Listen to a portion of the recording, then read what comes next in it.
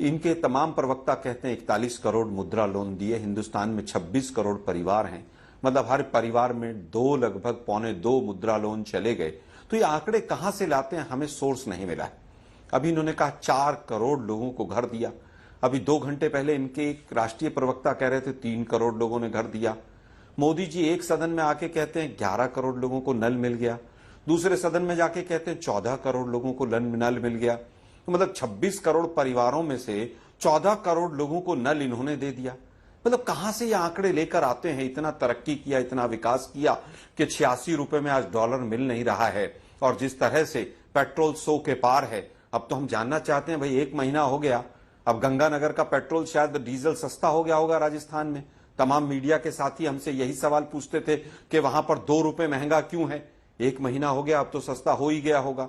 तो ये तमाम जो बहकाने वाले मुद्दे हैं उनको ये लेकर आते हैं, लेकिन ये नहीं बताते हैं कि 35,000 बच्चों ने पिछले 1 साल में संसद पर दिया गया जवाब है कि किस तरह से सुसाइड किया है। हमें ये नहीं बताते हैं कि एनएचएआई के ऊपर कर्जा कितना बढ़ गया। एनएचएआई के 1100 कुछ टोल थे, आज 3700 कुछ टोल हो गए, और हर टोल पे जहां 30-35 रुपए टोल कटता था, आज 100, 125 और 150 रुपए टोल कटता है। बैलेंस ऑफ पेमेंट में जिस तरह से इंपोर्ट लगातार बढ़ रहा है, उसके ऊपर कहीं चर्चा नहीं है। मुझे लगता है कि बिजली के जो आंकड़े भी हैं वो तमाम गलत हैं।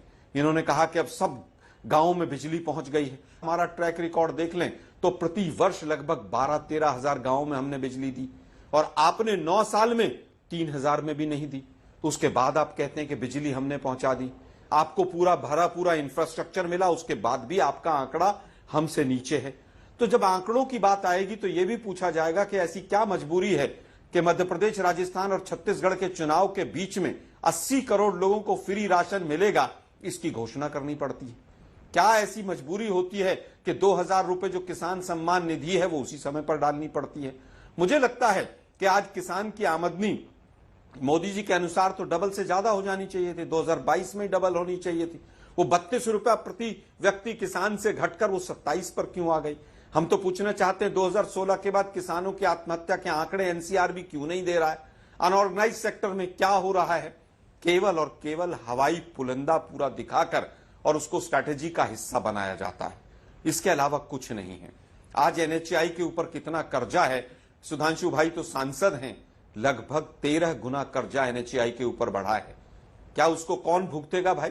2,05,000 करोड़ का कर्जा देश के ऊपर हो गया। आईएमएफ आपको चिता रहा है, जिस आईएमएफ की आप बात कर रहे थे, और उसके बाद भी बेरोजगारी दर हाईएस्ट क्यों है? 10 से ज्यादा करीब क्यों जा रही है बेरोजगारी दर?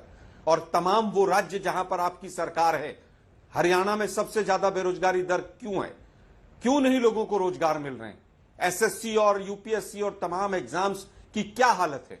हम तो उम्मीद करते हैं पेपर लीक के ऊपर भी आपने पूरी तमाम संस्थाएं अब लगा दी होंगी पीछे, और एफआईआर हो गई होगी उसके ऊपर। केवल आप गुमराह करके वोट लेना चाहते हैं। राजस्थान की तमाम योजनाएं बंद कर दी हैं। 3100 रुपए में अब वहां पर छत्तीसगढ़ के अंदर धान खरीदी हो रही होगी। भूपेश बघेल जी ने कहा अभी 3 दिन पहले कि 2185 पे ही खरीदी हो रही है अभी। तो तमाम झूठ बोलकर आप आते हैं।